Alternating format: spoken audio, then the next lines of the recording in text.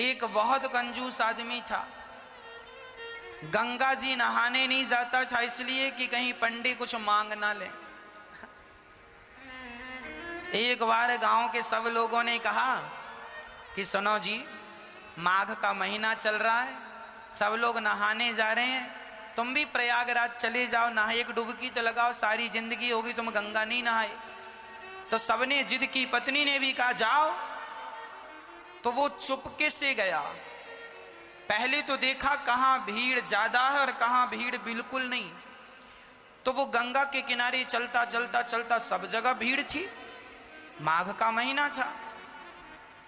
अब वो चलता चलता शमशान घाट पहुंच गया, यहां भीड़ नहीं है। बोले यहां नहा लो तो यहां पंडा आएगा नहीं, नहीं तो पंडा नहाओ और पंडा खड़ा हो, चल निकाल कुछ दे, मेरे हाथ से पूजा करा, चल। गया जी में। अब बड़े प्रेम से वो शमशान में सोचा यहां कुछ नहीं है, कोई पंडों का झंझट नहीं है, कपड़े उतारा, चुपके से धीरे धीरे गया, कोई देख ना ले। वो बड़ा पैसे वाला था पर कंजूस बड़ा था। तो शमशान में जाके डुबकी गंगा जी में लगाया और भगवान शंकर तो शमशान में ही विराजते हैं। शंकर जी को लगा जरा आज इसके साथ थोड़ा खेला खेली कर लें। तो भगवान शंकर ही पंडा बन के आ गए। जैसे ही वो डुबकी लगाया और डुबकी लगा के ऊपर उठा तो शंकर जी खड़े, हाँ यजमान जी निकालो।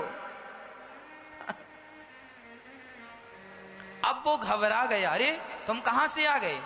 अरे बोले हमारा ये ठेका है, यहां जो भी नहाता उससे हमें ही वसूली करनी होती है, चलो ले आओ। नहा लिया आपने, लाओ। अरे हम इसीलिए तो नहाए शमशान में कि कुछ देना ना पड़े। ना ना, यहां तो देना ही पड़ता, शमशान ही, यहां से तो बच के कोई जाता नहीं। अच्छा बताओ कितना लोगे? शंकर जी बोले देखो हम वैसे लालची तो नहीं है, पर तुम दो, कितना दोगे ये बताओ? उसने बोला 1 पैसा दूंगा। हाँ हाँ, शंकर जी बोले चल मैं 1 पैसे से खुश हूं, चल ला। अभी नहीं लाया, कुछ नहीं हूं, उधार 1 पैसा दूंगा, वो भी उधार। तो शंकर जी बोले ठीक है, तो लिखवाओ फिर अपना एड्रेस वगैरह यहाँ। शंकर जी ने रजिस्टर में नोट किया, कहाँ के हो? फलानी गली, मकान नंबर फलाना। हाँ यहाँ के हो? हाँ सही है। हाँ मोबाइल नंबर? नहीं, मोबाइल रखता ही नहीं। अब वो उधारी का बहाना था बचने का, वो चला घर। और जैसे ही घर पहुंचा तो शंकर जी तुरंत दरवाजे के पास खड़े हो गए। हाँ यजमान जी 1 पैसा निकालो। दरवाजा खोला पत्नी ने, क्यों? फलाने जी हैं? हाँ हाँ हैं। तो उनसे बोलना कि 1 पैसा हमारा उधार है तो दें। पत्नी गई, क्यों जी आपसे कोई 1 पैसा लेने आया उधार? क्या लिया आपने? अरे लिया दिया कुछ नहीं, नहाया उसका 1 पैसा है। तो यजमान जी ने पत्नी से कहा सुनो कह दो कि घर पे नहीं है, जा। अब पत्नी गई, बोले मैं अभी तो कह के आई हूं कि घर। अरे कह देना मैं भूल गई थी। अच्छा पत्नी गई, सुनो जी महाराज हमारे पति तो घर पे है ही नहीं, कहीं गए। अच्छा कोई बात नहीं, जब तक नहीं है तब तक तुम जो बनाई हो सो दे दो, हम खाएंगे, इंतजार हमारा तो कोई है नहीं, यहीं बैठेंगे। अब पत्नी को लगा हे भगवान ये खाएगा, और तुरंत दौड़ी दौड़ी गई, क्यों जी 1 पैसा नहीं देते तो वो खाने का भी बोल रहा है खाएगा भी। तो यजमान जी बोले अच्छा एक काम करो, बोल दो कि पति की तबीयत खराब है। पत्नी फिर गई, सुनो जी हमारे पति की तबीयत खराब हो गई, अभी जाओ बाद में आना। अच्छा तबीयत खराब हो गई? अरे हम डॉक्टर भी हैं, वैद्य भी, लाओ कहाँ था भाई? अब पत्नी फिर आई, सुनो जी कह रहा तुम्हारा इलाज करेगा बोले इलाज पता नहीं क्या करता है, 1 पैसा तो अभी उतारा नहीं, इलाज करेगा तो पता नहीं कितना पैसा लेता है, इससे इलाज नहीं कराएंगे। अच्छा एक काम करो, कह दो कि पति, कह दो तुम कि हम मर गए।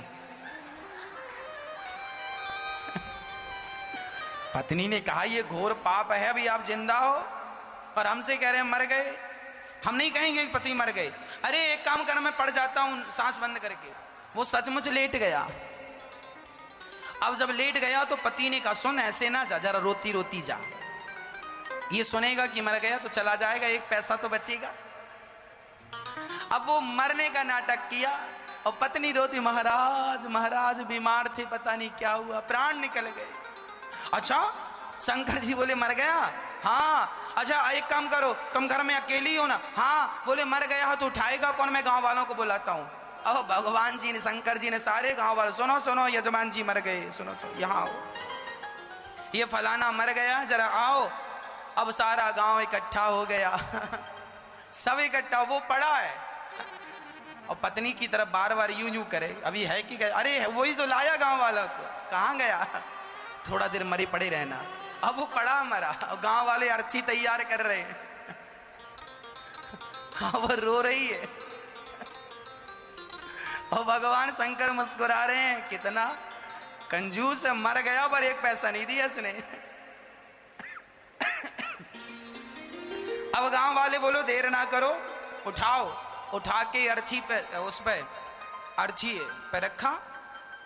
अब ले जाने लगी तो पत्नी ने पकड़ लिया, नहीं मरे नहीं मरे नहीं मरे, मत ले जाओ। अब गांव वाले बोले राम राम, बड़े दुख में इतनी पागल हो गई, कहती है नहीं मरे। हाँ हाँ, दुख में आदमी ऐसी कहता नहीं मरे। अब वो माताएं महिलाएं पकड़ पकड़ के, बहन सब में सब यही कहते नहीं मरे नहीं मरे। तुम सही कह रही हो पर मर गए, अब क्या करोगे? अब उसको पकड़ लिया। अब वो रोती रोती कहे क्यों जी, आप ही क्यों नहीं कह देते हम नहीं मरे?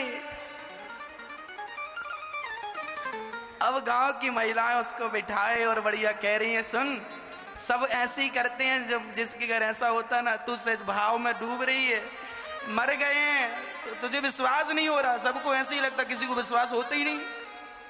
अरे हम मजाक नहीं कर रहे, वो नहीं मरे। क्यों जी, आप ही क्यों नहीं कहते कि हम नहीं मरे? पर वो काहे को कहे कि मैं नहीं मरा? उसे लग रहा था कि ये कब जाए और कब मैं उठ के बैठ जाऊं। पर शंकर जी आगे आगे। अब गांव वाले लेके चले। अब ये पत्नी बड़ी परेशान है, हे भगवान सचमुच ना फूक दें लोग। अब वो शमशान तक पहुंच गया, लेटा लेटा सांस रोक के धीरे धीरे सांस लेता। चिता सजाई गई और चिता पे रखा गया, फिर भी उसने नहीं कहा कि मैं नहीं मरा। तब शंकर जी ने कहा यजमान जी अब आग लगाने का नंबर है, अब मौका नहीं मिलेगा, अब बताओ लगा दें? फिर भी वो आंख ना खोले। तब शंकर जी समझ गए एक नंबर का कंजूस है ये। तब शंकर जी बोले अच्छा, मैं किसी के भांग धतूरा से प्रसन्न होता हूं, आज मैं तेरी कंजूसी से प्रसन्न हो गया। चल बोल तुझे क्या चाहिए, क्या चाहता है? तो उठ के बैठ गया। बोले देना ही है तो कुछ मत दो, जो एक पैसे को कहा था वही छोड़ दो, वही छोड़ दो। शंकर जी ने कहा जा छोड़ा। वो अपने घर चला गया शंकर जी। तब से शंकर जी को भोला भंडारी कहने लगे, बड़े भोले हैं शंकर जी। उसको भी मिल ही गए